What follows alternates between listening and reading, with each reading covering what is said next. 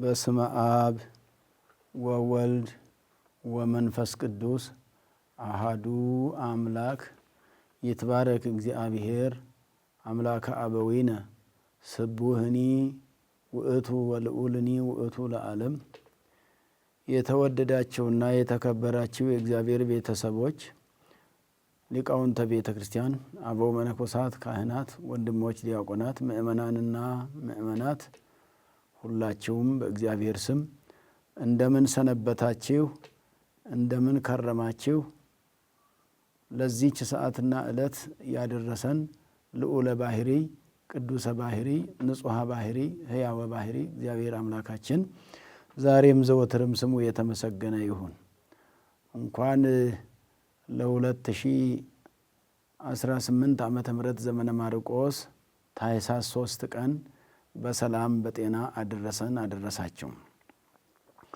ታኅሳስ 3 ቀን የሚከበረው የቤተ ክርስቲያናችን በዓል በዓታ ለማርያም የሚባል በዓል ነው። በዓታ ማለት ሌላም ጊዜ እንደተማርነው መግባቷ ማለት ነው።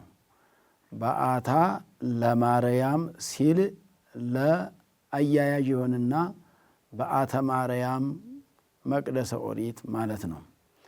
የማርያም ወደ ኦሪቱ መቅደስ መግባት እመቤታችን በተወለደች በ3 ዓመቷ ወደ ኦሪቱ ቤተ መቅደስ የገባችበትን ዕለት የምናስብበትና እመቤታችንን አክብረን የምንውልበት ዕለት ነውና ለዚህ ቀን ያደረሰን እግዚአብሔር የተመሰገነ ይሁን።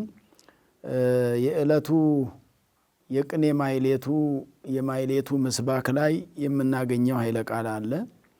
እዚያ ላይ ምንድን ነው የሚለው?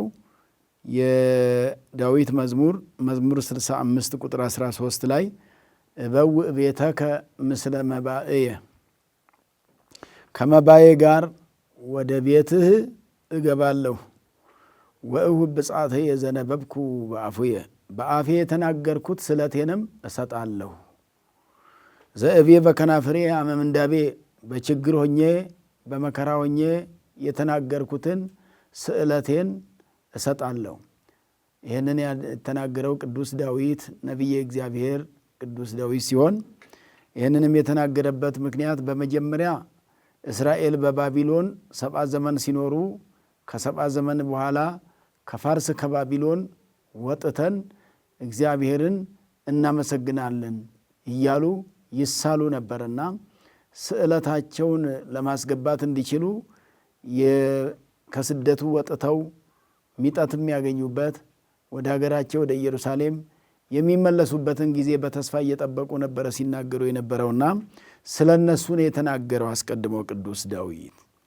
ስለዚህ ቅዱስ ዳዊት ስለ ስዕለት ሊናገር የፈለገው አሁን ዳዊት አመ ምንዳቤ ማለት በችግሬ ጊዜ፣ ሰው የሚሳለው መቼም ሲቸገር ነውና ተቸግራ የተሳለች ሐና ናት። ተቸግረው የተሳሉት ኢያቄምና ሐና ናቸው። ይሄ በዓል እንደሚታወቀው እመቤታችን ቅድስት ድንግል ማርያም የስዕለት ልጅ ሆና ወደ ቤተ መቅደስ የገባችበት ነው ብለን ስናከብር የእመቤታችን በዓላቶቿ በኦርቶዶክስ ተዋሕዶ ቤተ ክርስቲያን የሚከበሩላት እሷ የምትታሰብባቸው 33 በዓላት አሉ። ከ33ቱ በዓላትም አንደኛው ይሄ ታኅሳስ 3 ቀን የምናከብረው በዓል ነው። የእመቤታችን አባት ኢያቄም፣ እናቷ ሐና፣ ኢያቄም አባቷ ኢያቄም ወለዳ ዳዊት ዘመዳ ኢያቄም ወለዳ እየተባለ የሚነገረው ከቤተ ይሁዳ ከቤተ ዳዊት ከቤተ ሰሎሞን ነው ኢያቄም የተወለደው። ኢያቄም የእመቤታችን አባት ነው። የተወለደው ከቤተ መንግሥት ነው። በኢያቄም በኩል እመቤታችንም ከቤተ መንግሥት ነው የተወለደችው። ሐና ደግሞ ከሌዊ ወገን ከአሮን ወገን የተወለደች ናት። ከካህን ወገን የተወለደች እመቤታችን በአባቷ ከቤተ መንግሥት በእናቷ ደግሞ ከቤተ ክህነት የተወለደች ናት። እምቤተ ክህነት ወንግስ ይላል ጌታ ኢየሱስ ክርስቶስም ከእመቤታችን መወለዱ ቀጥሎ የሚታየው እሱ ነውና እርሱም ከቤተ መንግሥትም ከቤተ ክህነትም እንደተወለደ የሚያስረዳ ነው። የእመቤታችን ትውልድ በዚህ መልክ ነውና ሐረገ ትውልድንም መጽሐፉ ይናገራል። የዕለቱም ወንጌሉ የዚህ የምስባኩ የሌሊቱ ቅኔ ማኅሌት ላይ የሚሰበከው ከዚህ አሁን ካልኩት ምስባክ ጋር የማቴዎስ ወንጌል ምዕራፍ 1 ከቁጥር 1 እስከ 17 ያለው እንግዲህ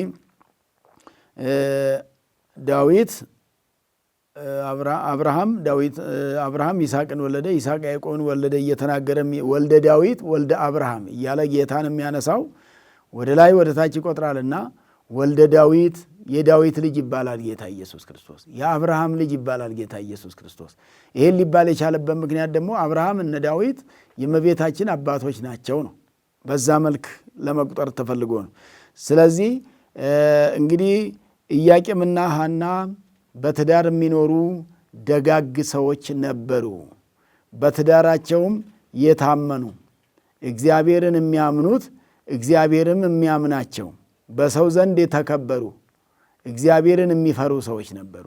ነገር ግን በትዳራቸው መካከል የነበረው ፈተና ልጅ አለማግኘት ነበረ። ልጅ ስላልነበራቸው በልጅ እጦት ምክንያት ያዝኑ፣ ይተክዙ ነበረ። ከሰውም ራቅ ብለው ይኖሩ ነበረ። ሰዎቹም ገለል አድርገዋቸው ነበር የሚያዩዋቸው። መካኖች ናቸው ብለው ነበር የሚያስቡት። መካን መሆን ከእግዚአብሔር መለየት የሚመስላቸው ሰዎች ስለነበሩ መካንነት ከእግዚአብሔር መለየት አይደለም። መካን መሆን ልጅ አለመኖር ፈቃድ እግዚአብሔር እንጂ የልጅም መገኘት ፈቃድ እግዚአብሔር እንጂ ሌላ ነገር በውስጡ ምንም አይኖረውም። ሰው ልጅ የሚገኘው ከሰዎች ሳይሆን ከእግዚአብሔር ነውና ልጅን የሚሰጥ እግዚአብሔር እንጂ ሰዎች አይሰጡምና ሐና ለኢያቄም አትሰጥም፣ ኢያቄም ለሐና የሚሰጠው ነገር አይደለም። ልጅ ማለት እግዚአብሔር ሲሰጥ የሚገኝ ነው። ክርስቲያኖች በዚህ መልክ ልጅ ባለማግኘታቸው እያዘኑ እየተከዙ እግዚአብሔርን በጸሎት እየጠየቁ ይኖሩ ነበረ። ከዕለታትም አንድ ቀን ሐና ምርር ብላ አልቅሳ ነበር ይላል በነገረ ማርያም ላይ። ወፎቹ ገላግልቶች ጫጩቶች አሏቸው፣ ዶሮቹም አላቸው። እንቁራሪቶቹ እንኳን አንዱ ካንዱ ይፈጠራል። አራዊትም እንደዛው በባህርም ያሉትም በየብስም ያሉት አንዱ ካንዱ እየተፈጠሩ ምድርን ሞልተዋት በስተው ምድርን ሞልተዋት ይገኛሉ። ለኔሳ ብዙ ተባዙ ምድርን ሙሏት ያልከው ቃል ታበለ ለኔ ያልተፈቀደም እያለች ምርር ብላ ስታለቅስ ነበር ሐና። እግዚአብሔር ግን ጎበኛት። በኋላ እግዚአብሔር ጊዜው ሲደርስ ይጎበኛል። ጊዜው እስከሚደርስ ነው እግዚአብሔር እንጂ እግዚአብሔር የጠዋቱን ለማታ የማታውን ለጠዋት የማይሰራ ሁሉም በጊዜው የሚያደርግ ነው። ሁሉም በጊዜው ውብ አድርጎ የሚሰራ እግዚአብሔር ኢያቄምና ሐናን ጎብኝቷቸው እመቤታችን የተጸነሰችው ነሐሴ 7 ቀን ነው። ጽንሰታ ለማርያም ጽንሰተ ማርያም የማርያም መጸነስ ብለን የምናከብረው። እመቤታችን የተወለደችው ደግሞ ግንቦት 1 ቀን ነው። ግንቦት 1 ቀን ተወልዳ ነው እንግዲህ ወደ 3 ዓመቷ ላይ ታኅሳስ 3 ቀን አባትና እናቷ ኢያቄምና ሐና ሆዷ ሰው ሳይወድ አፏ እህል ሳይለምድ ይችን ልጅ እንደ ስለት ልጅነቷ ለእግዚአብሔር እንስጥ ብለው ለእግዚአብሔር ሰጧት።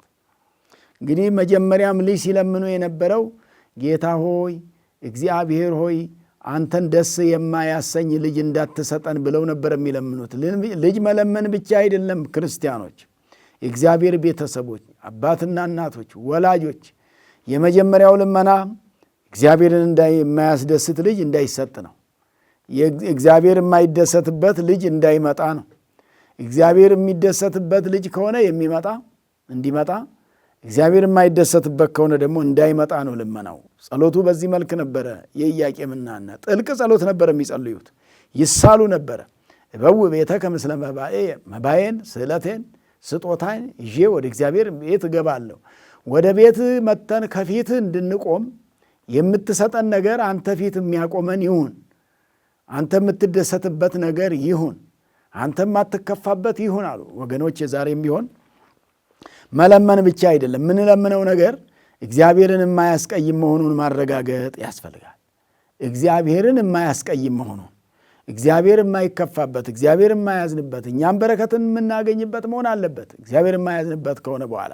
ስለዚህ በዚህ መልክ ወደ እግዚአብሔር ይለምኑ ነበርና እግዚአብሔር ደግሞ የለመኑትን የማይነሳ የነገሩትን የማይረሳ አምላክ። ለሰው ከነገሩ ይረሳል ሰው፣ እግዚአብሔር ግን አይረሳም። ለሰው እየለመኑት ይነሳል፣ ይከለክላል። እግዚአብሔር ግን እየለመኑት አይከለክልም፣ አይነሳም። የማይነሳ አምላክ፣ የለመኑትን የማይነሳ ተብሎ ነው የሚነገርለት። እግዚአብሔር ቸር ስለሆነ መሐሪ ስለሆነ ይቅር ባይ ስለሆነ የነገሩትን የማይረሳ የለመኑትን የማይነሳ አምላክ ለኢያቄምና ለሐና ለዓለሙ ሁሉ የምትጠቅም ልጅ ነው የሰጣቸው። በምልክት ነበር ያሳያቸው። ከደጃቸው ወድቃ የነበረችው ዛፍ ለምልማ ዓለሙ ሁሉ የእሷን ፍሬ ሲመገብ ነው ያሳያቸው። ያቺ ዓለሙ ሁሉ ፍሬዋን የሚመገባት ዛፍ እመቤታችን ናት። እነ ሙሴ ዕፅንተ ርእያ ሙሴ በደብር ተብሎ የተነገረላት ሙሴ በተራራ ላይ በደብረ ሲና ላይ ያሉት ዛፍ፣ ያቺ ዛፍ ስታፈራ ስትለመልም ስታፈራ ፍሬዋን ዓለሙ በሙሉ በልቶ ሲጠግብ ሲጠቀም ሲድንባት ሕይወት ሲያገኝባት እነ ሙሴ ያዩ እንደነበረ እመቤታችን ቅድስት ድንግል ማርያም ነቢያት ብዙ ትንቢት የተናገሩላት ምሳሌ የመሰሉላት ናት። እነ ሙሴ የመሰሉላት እነ ኢሳይያስ በትንቢተ ኢሳይያስ ምዕራፍ 7 ቁጥር 14 ላይ ድንግል በድንግልና ጸንሳ በድንግልና ወንድ ልጅን ትወልዳለች፣ ቅዱስ ቅዱስ ቅዱስ ተብለው ከሚመሰገኑት ከሦስቱ ቅዱስ አንዱን ቅዱስ ትወልዳለች ተብሎ የተነገረላት በድንግልና እንደምትጸንስ በድንግልና እንደምትወልድ በመውለድ በመጽነሷ ጊዜ ከመጽነሷም በኋላ በመውለዷ ጊዜ ከመውለዷ በፊት በመውለዷ ጊዜ ከመውለዷም በፊት ንጽሕት ድንግል የሆነች እመቤታችን ቅድስት ድንግል ማርያምን ወለዱ። ኢያቄም ወሐና ወለዱ ሰማይ ይላቸዋል እኮ ክልኤቱ አይሩግ አመ በካዩ በካየ ረከቡ ወለተ ዘታስተሰሪ ጌጋየ። ሁለቱ ሽማግሌዎች ኢያቄምና ሐና አመ በካዩ በካየ ለቅሶም ባለቀሱ ጊዜ ባነቡ ጊዜ ረከቡ ወለተ ዘታስተሰሪ ጌጋየ በደልን ይቅር የምታስብል ዓለሙ ሁሉ እንዲድን ምክንያት የምትሆን ምክንያተ ድህን የምትሆን የመዳኛ ምክንያት ለዓለሙ የምትሆነዋን ልጅ አገኙ ይላል። ሴት ልጅ እመቤታችንን አገኙ። የተቀደሰዋቸዋን እመቤታችንን አገኘዋል። ለወንጌላውያን ኩልነ ዘኮነተነ ምስካየ ያለ ደራሲው ለእኛ ለወንጌላውያን በወንጌል ለምናምን ክርስቲያኖች ለሆንን ክርስትናን አምነን ለምንኖር በክርስቶስ ክርስቲያን በወልድ ውሉደ እግዚአብሔር ለተሰኘን ለእኛ ውሉደ ብርሃን ለተሰኘን ለእኛ መጠጊያ የምትሆነንን ወለዱ። የምትሆነንን ልጅ ኢያቄም ወሐና ወለዱ ሰማይ። ኢያቄምና ሐና ሰማይን ወለዱ። አያችሁ ሰው ሰማይን ይወልዳል ለካ። ኢያቄምና ሐና ሰማይን ለመውለድ ምክንያቱም እመቤታችን ሰማይ ትባላለችና በሰማይ ላይ ፀሐይ ይወጣል። እመቤታችን ፀሐይ ጽድቅ ኢየሱስ ክርስቶስን ያወጣች ናትና እውነተኛ ፀሐይ ኢየሱስ ክርስቶስን ያወጣች ፀሐይ የወጣባት የፀሐይ ምስራቅ ሙጽአ ፀሐይ የምትባል ምስራቅ ምስራቃት ሙጽአ ፀሐይ የምስራቆች ምስራቅ የፀሐይ መውጫ ተብላ የሚነገርላት እመቤታችን ቅድስት ድንግል ማርያም ናት። ስለዚህ እንግዲህ ሰማይ ወሙኒ አስረቀት ፀሐይ የኢያቄምና የሐና ሰማያቸው ማርያም ፀሐይን አወጣች ተብሎ ተነግሯል። ፀሐይ ኢየሱስ ክርስቶስ ነው። ምስራቅ እመቤታችን ናት። ከምስራቅ ፀሐይ እንደሚገኝ ከእመቤታችንም እውነተኛ ፀሐይ ኢየሱስ ክርስቶስ ተገኝቷል።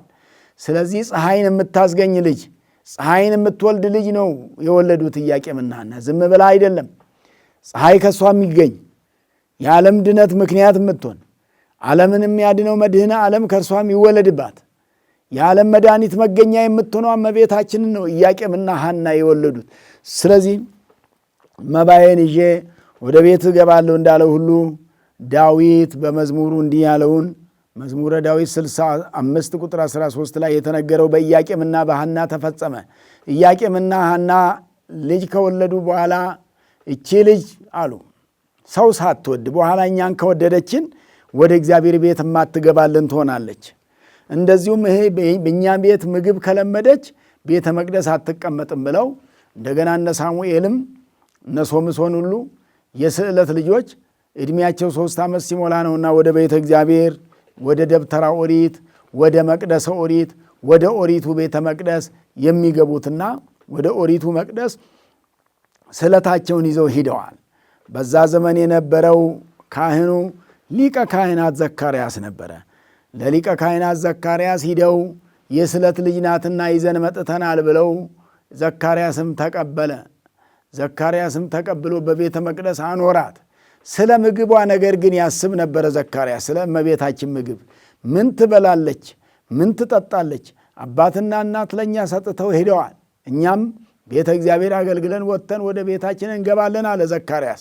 ባለትዳር ካህን ነበረ፣ ከኤልሳቤጥ ጋር የሚኖር ነበረና እኛም ወደ ቤታችን ስንሄድ እዚህ ማን እንከባከባታል ብሎ ሲጨነቅ አላወቀምና የምግቧን ነገር አይላፈ እስራኤል አይሩገ እስራኤል ሽማግሌዎቹን ሰብስቦ ይመክር ነበረ። ምን እናብላት፣ ምን እናጣጣት፣ ከየቤቱ ሰው እህል ያዋጣ፣ የሚበላ ነገር እየተዋጣ ይምጣ ወይስ ምን ይሻላል እያለ ሲመክር በሰማይ ላይ መልአከ እግዚአብሔር ብቅ አለ። እሱም ቅዱስ ፋኑኤል ነው። መጸውረ መናን የሚሸከመው ፋኑኤል ብቅ አለ።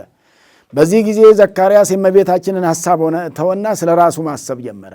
ይሄ ነገር ዛሬስ ብሎ ክብሬን ይሄ መልአክ በሰው ፊት ሊገልጥልኝ ነው፣ የሰማያዊ ህብስትና ሰማያዊ ጽዋን ለእኔ ሊመግበኝ ነው፣ ሊያጠጣኝ ነው ብሎ አሰበ።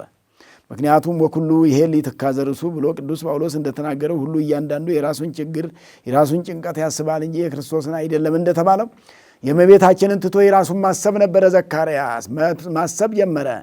እኔ ወደ ቤቱ የምገባበት ቤተ እግዚአብሔር ዛሬስ እግዚአብሔር ፈቅዶ አዎ ለእኔ ክብሬን በሰው ፊት ሊገልጥልኝ ምድራዊ ምግብ አይገባህም ሲለኝ ለእኔ ሳይሆን አይቀርም ብሎ አሰበ።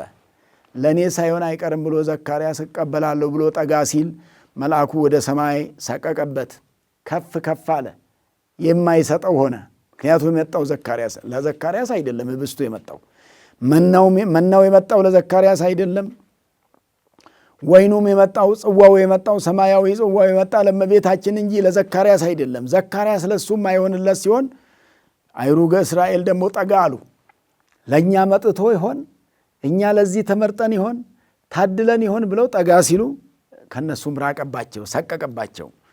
በኋላ ኢያቄምና ሐና መጥተው እነሱም ለእኛ ይሆናል፣ ይቺን ብላቴና ያገኘን እኛንን፣ በስለትም ስለታችንን እግዚአብሔር ስለተቀበለልን ዛሬ የእሷ የቤተ መቅደስ መግቢያ በዓል ሲከበር እግዚአብሔር ወዶን ሊሆን ይችላል፣ እግዚአብሔር ወዶን ከሆነ አይታወቅምና እስቲኛ ጠጋ እንበል ሲሉ ለእነሱም አልሆነም። በኋላ ግን ሰዎቹ ሐና ይሄ ነገር የመጣው ለዚች ብላቴና ይሆናል፣ ለዚች ማርያም ብላችሁ ስሟን ለጠራችኋት ለዚች ሕፃን ይሆናል፣ እስቲ ለብቻዋ አስቁመሻት አድርገሻት ገለል በይ አሏት። ሐና ወስዳ ለብቻዋ እመቤታችንን አቁማ ዞር ስትል ያ መልአክ ወደ ምድር ወርዶ አንድ ክንፉን ጋረዳት እመቤታችንን ሰዎች እንዳያዩት፣ አንድ ክንፉን ደግሞ አነጠፈላት። በመልአኩ በፋኑኤል ክንፍ ላይ ቆመች እመቤታችን ቅድስት ድንግል ማርያም። ይእቲ ተዓቢም ኪሩቤል ወተፈደፍድም ሱራፌል የሚያሰኘው እኮ ይሄ ነው። ከመላእክት ትበልጣለች የተባለው እኮ የረቂቃኑ የመላእክት ክንፍ ላይ ትኖራለች እመቤታችን። ያን ክንፍ ተረግጣ ቆመች። አንድ ክንፉን አነጠፈላት። መልአክ ሲገለጥ በሰው አምሳል ነውና በአምሳለ ብእሲ ነውና ሁልጊዜ እንደምንማረው በቅዱስ ሚካኤልም በቅዱስ ገብርኤልም ጊዜ መላእክት ሲገለጡ በሰው አምሳል ነው የሚገለጡትና ተገለጠላትና አንድ ክንፉን ጋርዷት፣ አንድ ክንፉን አንጥፎላት ሰማያዊ ህብስትን ሰማያዊ ጽዋን መግቧት ተመልሶ ወደ ሰማይ አረገ። በቆመ ብእሲ ልክ ሆኖ ነበር የመገበው፣ በሰው ቁመት ልክ ሆኖ ነበር የመገበው እመቤታችንን ከመገባት በኋላ መልአኩ ወደ ሰማይ አረገ። ዘካርያስም የምግቧ ነገር ከተያዘልን አለ ሐሳብ የሆነብን ይሄ ነበር አለ። እውነት ነው፣ ያሳስባል። ምን ትበላለች ብሎ ማሰቡ ዘካርያስ አልተሳሳተም። ሐሳብ ይዞት ነበር። ዘይሄል ይረርሁባን ለተራቡት የሚያስብ እግዚአብሔር አምላክ ለተራቡት የሚያስብ እግዚአብሔር ዘካርያስን ስለ እመቤታችን እንዲያስብ አረገው። ዘይሄል ይረርሁባን ለርሁባን የሚያስብ የተራቡትን ሰዎች የሚያስባቸው እግዚአብሔር አምላክ እመቤታችንን ማሰባት ዘካርያስን በረከት ሳያገኝ አልቀረም። በረከት አግኝቷል። ከዚህ በኋላ በቤተ መቅደስ ትተዋት ሄዱ ነው የሚለው። በቤተ መቅደስ 12 ዓመት ነው የኖረችው እመቤታችን። ስንት ዓመት ነው የኖረችው ክርስቲያኖች? ውስተ ቤተ መቅደስ ነበረት አሰርተው ክሌታ ዓመተን ዘትትናዘዚማ በመላእክት ስቴ ነበርኪ። አሁን በቤተ መቅደስ ውስጥ ኖርኪ፣ መላእክት እያረጋጉሽ፣ መላእክት እየጎበኙሽ፣ በከመ አወጹኪ ካህናቱ እንደጎበኘዋል መላእክቱ እየተላላኩላት እልፍ አእላፍ መላእክት ይትላኩኪ ብሎ ቅዱስ ገብርኤል እንደተናገረው ብዙ መላእክት ይላላኩሻል። አዎ ቃል ቅዱስ ይወፅእ እምኔኪ ቅዱስ ቃል ካንቺ ይወለዳል። ከሦስቱ ቅዱስ አንዱ ቅዱስ አካላዊ ቃል ካንቺ ይወለዳል ብሎ የሚናገር የነበረ ሊቀ መላእክት ቅዱስ ገብርኤል ነውና ካንቺ የሚወለደው እያለ ሲናገር እንደነበረ እመቤታችን በቤተ መቅደስ የኖረችው 12 ዓመት ነበረ። ስትገባ 3 ዓመት አንድ ላይ 15 ዓመት 15 ዓመት ሲሆናት ነው ከቤተ መቅደስም የወጣችው። ስለዚህ በቤተ መቅደስ መኖር ቅዱሳን የሚኖሩበት ቦታ ነው። ቅድስና በቤተ መቅደስ እንድንኖር ያደርጋል። ዛሬ በቤተ መቅደስ የምንኖር ራሳችን እግዚአብሔር ቤተ መቅደስ ናችሁ ያለን፣ በቅድስና ምክንያት ቤተ መቅደሱ ለእግዚአብሔር የተባልን እናንተ የእግዚአብሔር ቤተ መቅደሶች ናችሁ፣ እግዚአብሔር ይገለገልባችኋል፣ እግዚአብሔር ይመለክባችኋል፣ እግዚአብሔር ይመሰገንባችኋል፣ እግዚአብሔር ይከብርባችኋል የተባልን። ስለዚህ በቤተ መቅደሱ 12 ዓመት ነው የኖረችው እመቤታችን ቅድስት ድንግል ማርያም ሰማያዊ ህብስትን እየተመገበች ሰማያዊ ጽዋን እየተመገበች።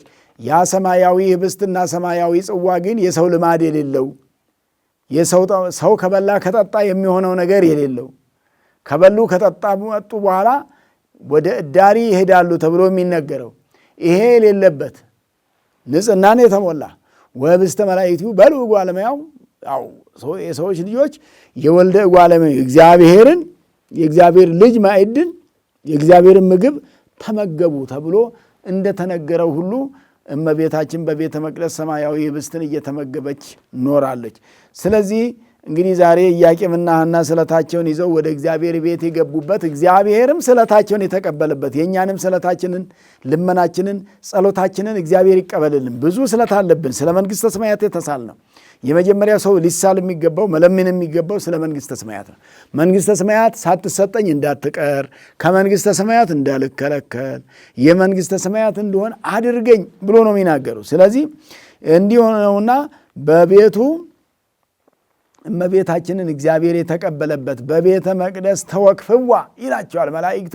በቤተ መቅደስ እሷን የተቀበሉበት ያመሰገኑበት በአማን ውድስት እያሉ እውነተኛ ምስጉን ነሽ አንቺ እያሉ የተመሰገነውን አምላክን የምትወልጂ ነሽ እያሉ የትንቢታቸው ሰዓት እየደረሰላቸው ነውና ትወለዳለች ብለው ሲናገሩ የነበሩትም ራሳቸው መላእክቱ ናቸውና የእሷን መወለድ የእሷን ወደዚህ አለመምጣት ይናገሩ የነበሩት መላእክት ናቸውና ቅዱሳን መላእክት እመቤታችንን የተቀበሉበት በሞግዚትነት በአሳዳጊነት ያሳደጓት በቤተ መቅደስ ዘልቀት ወለተ ካህናት ዘትሴሰይ ስሩዓ የተሰራውን የተዘጋጀውን ነገር እየተመገበች በቤተ መቅደስ ያደገች ወለተ ካህናት የነቢያት ካህናት ልጅ ነቢያት ካህናት ትንቢት የተናገሩላት ነቢያት ካህናት ብዙ ምሳሌን የመሰሉላት ነቢያት ካህናት ስለ ድነታችን ስለ ሕይወታችን ብዙ የተናገሩባት እመቤታችን ቅድስት ድንግል ማርያም ወደ ቤተ መቅደስ የገባችበት ዕለት ነውና ለበዓታ ለማርያም ለዓመታዊ በዓሏ ያደረሰን አምላካችን ስሙ የተመሰገነ ይሁን። በቅዳሴም ጊዜ የሚሰበከው ምስባክ ደግሞ ስምዒ ወለትየ የሚል ነው። ስምዒ ወለትየ ልጄ ሆይ ስሚ ይላል ዳዊት። ልጄ ምእመን ምክሬን ትምህርቴን ስሚ ልጄ ምእመን ብሎ በምእመን ይተረጉማል። ወለትየ ብሎ ልጅ የሚለው እመቤታችንን ነው ዳዊት። ሁሉንም ልጄ ይላል አባት ነውና አባት የሆነ ሰው ልጆቼ ልጄ እያለ ነው የሚጠራውና እመቤታችንን ልጄ ይላታል ቅዱስ ዳዊት። አማላጅቱን ንጽሕት ቅድስት ድንግል ማርያምን ምንድነው የሚላት? ልጄ ስምዒ ወለትየ ስሚ ወርእይ ተመልከቺ ወአጽሜ እዝነኪ ጆሮሽን ዘንበል አድርገሽ አዳምጪ ነው። የመላእክትን ምስጋና አዳምጪ፣ ነገረ እግዚአብሔርን አዳምጪ። እግዚአብሔር ካንቺ ከስጋሽ ስጋ ከነፍስሽ ነፍስ ነስቶ እንደሚወለድ ሰው እንደሚሆን አንቺ አዳምጪ እያለ ይናገራል። ርእስኢ ሕዝበኪ ወቤተ አቡኪ ሕዝብሽን እርሺ ወቤተ አቡኪ የአባትሽ ቤትንም እርሺ። የአባትሽ ቤት ይሄ እዚህ ዓለማዊውን ስጋዊውን ሐሳብ እርሺ ማለት እመቤታችን አስበው አይደለም።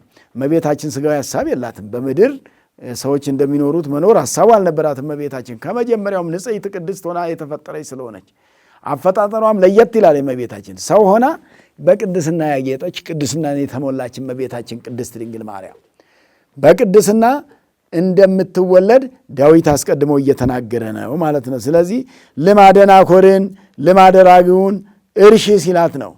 አምልኮ ተጣዖትን የሚያመልኩ ሰዎች ነበርና ያ በአንቺ ዘንድ የተረሳ ነው። የአዳምና የሔዋን ጥንተ አብሶም በአንቺ ዘንድ የተረሳ ነው። የለብሽም ነው። ሐሳቡም የለም ነው። እመቤታችን በማሰብ በመናገር በመስራት ንጽሕት ናት። በእነዚህ ሁሉ ሰው ምናልባት ከሐሳብ ቢድን ከንግግር አይድንም። በንግግር ይበልጣል። በንግግር በደል ይሰራል። በንግግር ኃጢአት ይሰራል። ስለዚህ እንደዚህ ኃጢአት ይሰራልና አንቺ በሐሳብም የለብሽም ማለት እመቤታችንን። ደስ አይልም? ክርስቲያኖች በሐሳብም በደል የሌለባት እመቤታችን እናታችን። ማን ነው በሐሳብ አሁን ማን ነው ንጹሕ ሰው ያለ? ከኛም ከሌላ ከሰው ወገን ምናልባት ከተግባር ንጹሕ ይሆናል እንጂ በተግባር ኃጢአቷን ልሰራ ይሆናል እንጂ በይበልጥ ዘንድሮ አሁን በዚህ ዘመን ሐሳብ በበዛበት ዘመን፣ ሰው ሁሉ በሐሳብ በተዋጠበት ዘመን፣ የማይሰራውን የማያደርገውን ነገር እያሰበ ባለበት ዘመን በሐሳብ የማይበድል የለም። እመቤታችን በሐሳብም አልበደለችም፣ በንግግርም አልበደለችም፣ አዎ በተግባርም አልበደለችም። ያልበደለችው እመቤታችን ቅድስት ድንግል ማርያም ናት። ስለዚህ በቤተ መቅደስ የኖረችበት ወደ ቤተ መቅደስ የገባችበት እስመ ፈተወ ንጉሥ ነኪ ንጉሥ ክርስቶስ ደም ግባትሽን ወዷል ነው። ወስኑስ ለያዕቆብ ዘይቤ ይእቲ ሥጋ እንተነሳ መድህን እማርያም። ይእቲ ሥጋ ያቺ ሥጋ ማለት መድህን ክርስቶስ ከማርያም የነሳት ሥጋ ናት ይላል ቅዱስ ያሬድም ይህንን ይተረጉመዋል። ይእቲ ሥጋ እንተነሳ መድህን ወስኑስ ለያዕቆብ ያዕቆብ ስነ ያዕቆብ የያዕቆብ ደም ግባትን ወደደ። ከያዕቆብ ወገን ከኢያቄም ወገን አብርሃም፣ ይስሐቅ፣ ያዕቆብ ደጋጎቹ ከነሱ ወገን ከምትሆነዋ ከመቤታችን ከሥጋዋ ሥጋ ከነፍሷ ነፍስ መንሳትን ወዷልና እንዲህ ወደደ ክርስቶስ። ከእሷ መወለድን ወደደ ክርስቶስ። ወዶ ነው ከእሷ ተወለደው።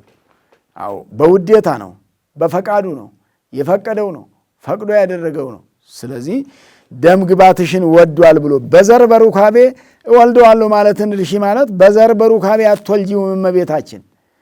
እመቤታችን በዘር በሩካቤ በልማደ አንስት በሰው ልማድ አይደለም የወለደች። በንጹሕ ሥጋ በንጽሕና ስለሆነች ንጹሕ ስለሆነች ንጽሕት ስለሆነች እንደሷ ያለችም ስላልተገኘች በዚያ ዘመን ከመቤታችንም በፊት ከመቤታችንም በኋላ አሁን እስከ ዛሬም ድረስ ከዚህም በኋላ እስከ ዕለተ ምጽአት እመቤታችንን የሚመስል እንደ እመቤታችን የሆነ ሰው የለምና፣ ስለዚህ ለዛ ነው ስሜ ወለቴ ልጄ ሆይ አድምጪ፣ ልጄ ሆይ ስሚ ብሎ እየመከራት ያለ እመቤታችንን። ሌሎቹንም እኔንም እናንተንም ልጆቼ ይላል ቅዱስ ዳዊት። ልጆቼ ስሙኝ፣ እነግራቸዋለሁ ስሙኝ ይላል ዳዊት። ስሙኝ ያላለበት ቀን እኮ የለም።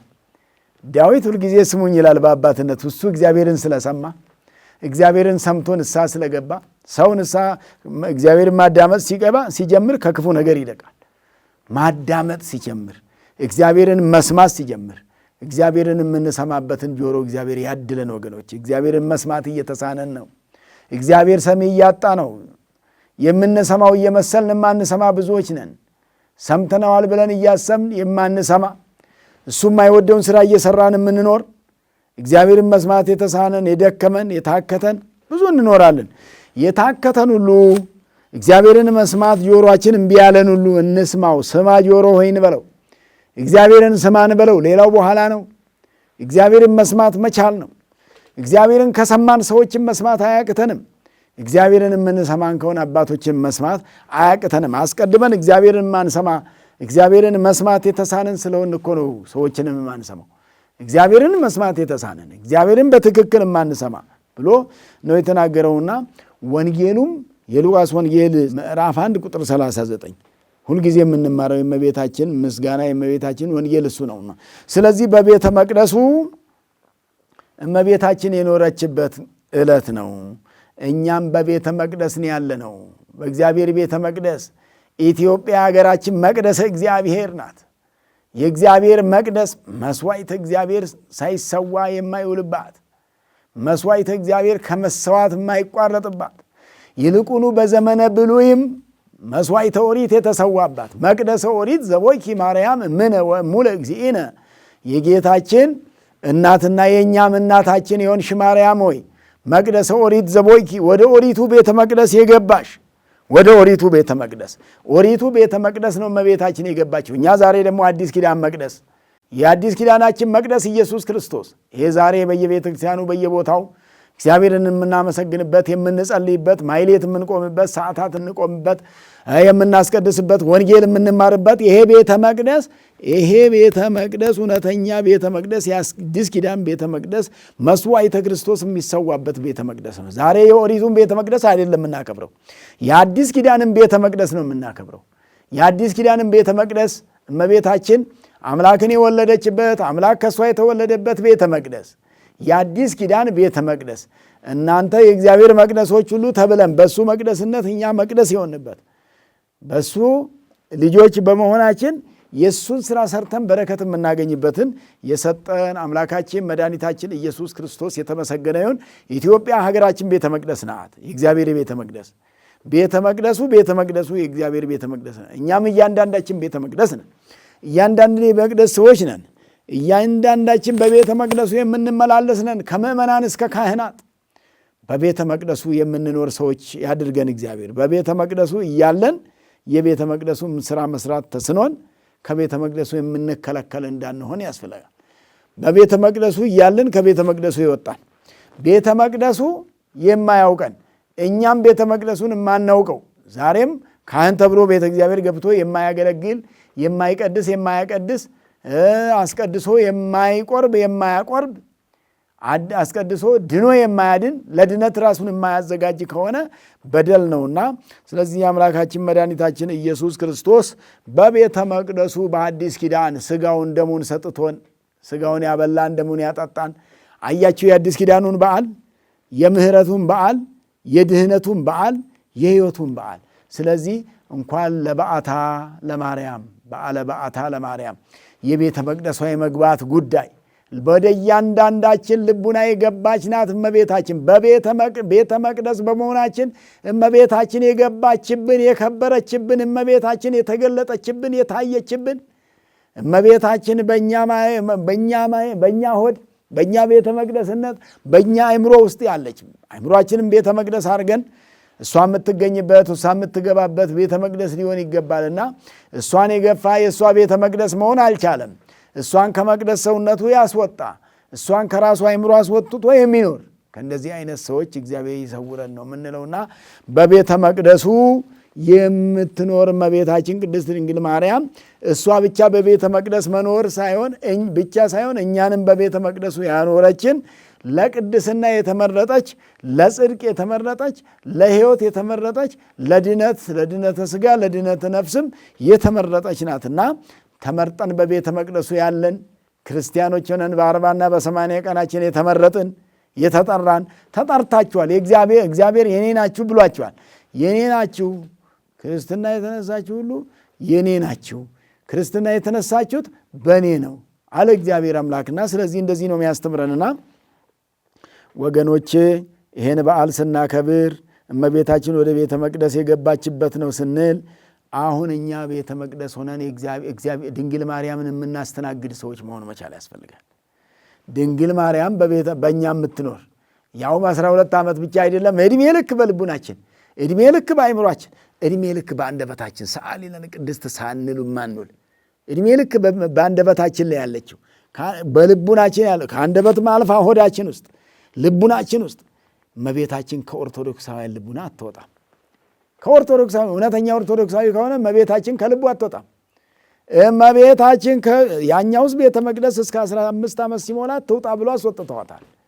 ወደ ዮሴፍ ቤት ሄዳለች። ከዛ ቤተ መቅደስ ወጥታ ዘካርያስም ሲጨነቅ ሲቸጋገር በዛ ምክንያት እሷ ወደ ሌላ ቤት ሄዳለች።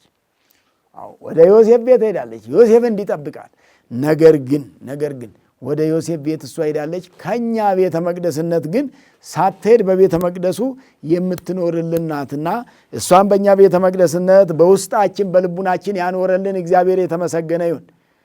ምክንያቱም ይህን ዕድል ያጡ ብዙ ስላሉ፣ እመቤታችንን ያጡ ብዙ ስላሉ፣ የተቸገሩ ብዙ ስላሉ፣ ባዶአቸውን የቀሩ ስላሉ፣ ባዶነት ተሰምቷቸው ተስፋ ቆርጠው ያሉ ብዙ ስላሉ፣ እመቤታችንን አልባ ባዶነት ነው የሚሰማው። የአምላክ እናት የሌለው ሰው የአምላክ እናትን በልቡናው ቤተ መቅደስ ማኖር ያቃተው በራሱ አእምሮ ቤተ መቅደስ ማኖር ያቃተው እሷን አስወጥቶ የሸኘ ብዙ ሰው አለና የተሸኘችባቸው ሁሉ እመቤታችን እንድትመለስላቸው ራሳቸውን ይመልሱ፣ አእምሯቸውን ያስተካክሉ። ስለዚህ በዘር በሩካቤ ሳይሆን እመቤታችን ጌታችንን የወለደችው በንጽህና ነው። እሷም ንጽሕት ነውና ንጹሐ ባህሪ አምላካችንን በንጽህና ወለደች። ንጽሕት ናት። እሷ ስትፈጠር በንጽህና ነው የተፈጠረችው። ያለምንም ኃጢአት የውርስ ኃጢአት ሳያገኛት የተፈጠረች ናት። ቅድስና ባልነበረበት ዘመን ሰው ሁሉ በርኩሰት ጎዳና በሚጓዝበት በሚፈስበት ዘመን ሰው ሁሉ በርኩሰት ጎዳና ሄዶ ባለቀበት ዘመን ሰው ሁሉ ጉዞ ወደ አንድ ሲኦል በሆነበት ዘመን ነው ከዛ ተለይታ የተገኘችው እመቤታችን ቅድስት ድንግል ማርያም። እሷን የሰጠን አምላካችን ስሙ የተመሰገነ ይሁን። ዛሬ በቤተ መቅደሱ ያለን ራሳችንም የእግዚአብሔር ቤተ መቅደስ የሆንን ይህን ቤተ መቅደስ ሰውነታችንን ልንከባከበውና ልንጠብቀው ይገባል። ድንግል ማርያም የምትከብርበት ድንግል ማርያም ክብሯ የሚገለጥበት ቤተ መቅደስ ሊሆን ይገባል። እንዲህ አይነቱ ቤተ መቅደስ ለእግዚአብሔር ያስፈልገዋል። ንጹሕ ቤተ መቅደስ፣ የጸዳ ቤተ መቅደስ፣ ከቂም የጸዳ ቤተ መቅደስ፣ ከኃጢአት የጸዳ ቤተ መቅደስ፣ ከነውር ከነቀፋ የጸዳ ቤተ መቅደስ፣ ከምቀኝነት፣ ከውንብድና፣ ከስርቆት፣ ከሌብነት፣ ከተንኮል፣ ከሐሜት የጸዳ ቤተ መቅደስ ያስፈልጋል። ስለዚህ ንጹሕ ቤተ መቅደስ ያስፈልጋልና በንጹሕ ቤተ መቅደስ እንድንኖር ያደረገን እግዚአብሔር የተመሰገነ ይሁን። እኛም ራሳችንን ንጹሕ ቤተ መቅደስ አድርገን ለእግዚአብሔር እንድናቀርብ ያስፈልጋል። ኢያቄምና ሐና ስለታቸውን ይዘው እግዚአብሔር ፊት ሄደው አምላክ ሆይ የሰጠህን አንተ ነህ ይሄው ብለው ነው ያስረከቡት። ከእግዚአብሔር የተቀበሉትን ለእግዚአብሔር ማስረከብ ያስፈልጋል። ከእግዚአብሔር ያገኙትን ለእግዚአብሔር መልሶ መስጠት ያስፈልጋል። ለእግዚአብሔር የሚሰጥ ሰው አያጎልም። ለእግዚአብሔር የሚሰጥ ሰው አያልቅበትም። ለእግዚአብሔር ሰጥቶ ያለቀበት ሰው የለም። ለእግዚአብሔር የሚሰጡ ስጦታቸው ፍጹም ነው። ልብን መስጠት ነው። ልብን ሳይሰጡ ገንዘብ መስጠት አይቻልም። ልብን ከሰጡ ግን ገንዘብን መስጠት የሚከብድ አይደለም። ልብን ስላልሰጡ ነው ሰዎች ገንዘባቸው መስጠት የሚከብዳቸው። ልጅም ይሰጣል። እንግዲህ በዚህ ልክ የማትገኘዋት በስለት በልመና ያገኟት ብዙ ዓመት ዋጋ የከፈሉባት መካኖች ተብለው ተገፍተውባት ቆስለውባት ዕድሜ ልካቸውን ሲያለቅሱ የኖሩባትን አንስተው ለእግዚአብሔር ሰጡ። እግዚአብሔር ከኛ ይበልጣል አሉ። ከእግዚአብሔር አንበልጥም አሉ። ወገኖቼ በስጦታችሁ ውስጥ ስትሰጡ ስታስቡ እግዚአብሔር እንደሚበልጣቸው አስቡ። የእኛ ጉዳያችን የእኛ ሀብታችን እግዚአብሔር ለእኛ የሰጠን የተሰጠን ነገር ከሰጠን አይበልጥም። የተሰጠን ነገር ከሰጪው እግዚአብሔር አይበልጥም። ወኩሉ ዘኃጣ ለጥበብ ለይስአል ኀበ ወሀቢ እግዚአብሔር። ያጣ ሰው ቢኖር ጥበብን ያጣ ሰው እግዚአብሔርን ይለምን አለ ያዕቆብ። ለይስአል ኀበ ወሀቢ እግዚአብሔር። ሰጪ እግዚአብሔርን ይለምን። ሰው ብቻ መለመን አይደለም፣ እግዚአብሔርን እንለምን ወገኖች። ስጠን እንበል፣ ፈቃድ ይሁን እንበል።